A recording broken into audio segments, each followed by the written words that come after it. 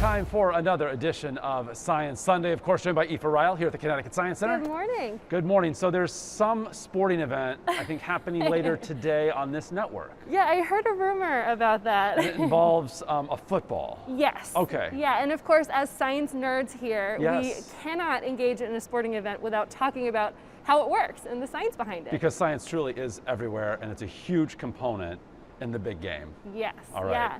And I think a really cool thing is how this very weirdly shaped object can fly so well through the air. All right. And Yeah. go so far. And it actually is because it has a motion like a gyroscope.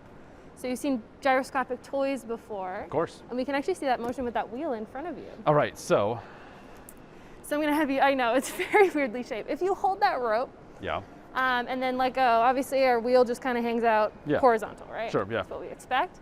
But now I want you to give it a little spin, almost like we give a football. There you go. All right, now hold that rope. It's a very different motion. Very different. Yeah, it's almost starts to stand straight up and down.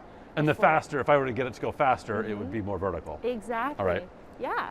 So when we put a spin on things like that, they tend to become a lot more stable. So a way I like to think about it too is if you ride a bike and you ride quickly, you're not really very wobbly. As soon as you start to slow down, that's when you start to wobble. Absolutely. Same thing with our football. If you don't put a spin on a football when you throw it, it's going to start going like this. Okay, yeah. Not as efficient. No. But when you do put a spin on it, it's a lot harder to interrupt its motion. It becomes a lot more accurate and can go further. Okay. So, and you know, quarterbacks do this without thinking. They just do it naturally. Because they're the professionals. They're the professionals. Yes. Clearly, the way I'm holding this, I don't know how to throw this one. But also, you know, seeing as your background in science, I wanted to talk about how the air impacts how our football flies too. Yeah. So we're going to talk about how temperature and how humidity affect the Okay, ball. sounds good. So we have we're going to talk about temperature first. So I have a cold bowl of water and a hot bowl of water. And now this balloon and bottle is filled with air. And if I put it in the hot water, we'll see that balloon start to inflate. Because as that air warms up, it's taking up more space, it's becoming less dense. You see it starting to inflate there? It goes, yep. If I put it in the cold water, it starts Opposite. to shrink up. Yeah. So warm air is actually less dense. Less The dense. ball can fly through warm air easier.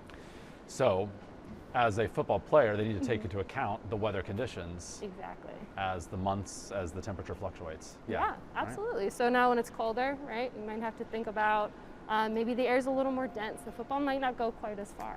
Very good. Yeah. Science is everywhere. Yeah. All right, so speaking of science, of course, here at the Science Center, next weekend kicks off for many folks, many kids, February break. Yeah. Yeah. And we would love to see you down here at the Science Center for February vacation.